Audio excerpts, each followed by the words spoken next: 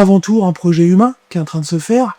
Déchets d'art, par exemple, c'est quand même une structure qui est humaine. Je suis Joachim Romain, je suis artiste plasticien. Ça fait plus de 20 ans que je travaille l'usure, le réemploi urbain. Je fais des installations urbaines via l'affiche, que je mets en volume, que je fais gerber, un peu comme une consommation qui vomit. Et en même temps, je donne une forme végétale à ce papier qui redevient un peu floral. Et je vais recréer cette vitesse à laquelle on consomme et ce mouvement qu'on consomme. Déchets d'art, en fait, on a commencé beaucoup à travailler ensemble lors de la COP21. Donc ça fait quelques années maintenant, pas loin de 10 ans. Là, aujourd'hui, on se retrouve essentiellement sur ce projet de Malte avec Europe Créative. On va de nouveau travailler les déchets urbains, mais qui proviennent de la mer. Et là, il y a une association avec qui on va aller d'ailleurs en mer récupérer des déchets, les filets, les pneus, les bouteilles, tout ce que nous, humains, jetons.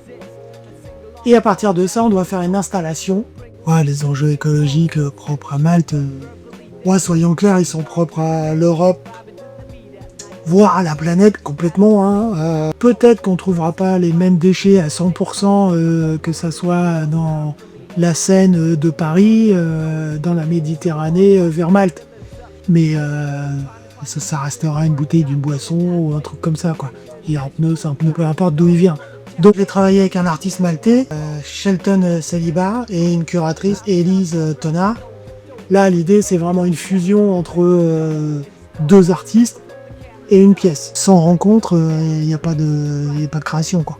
On va travailler dans un lieu qui est donc une fusion entre une zone qui est pas très lointaine, qui va être touristique. On est entre cette frontière du touriste local et un peu portuaire.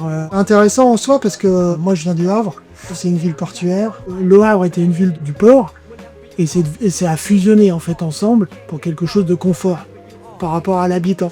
Donc il y a quand même beaucoup de monde qui vont venir nous voir pour qu'on puisse échanger avec eux, raconter d'où on vient. T'as forcément un échange sur place avec des locaux parce que c'est quand même eux qui vont vivre après avec ce que tu as créé. On a 10 jours pour garder une trace de cette histoire, en fait. Ouais, moi j'espère que ça va rester, bien évidemment. J'espère surtout qu'on va faire un truc qui défonce.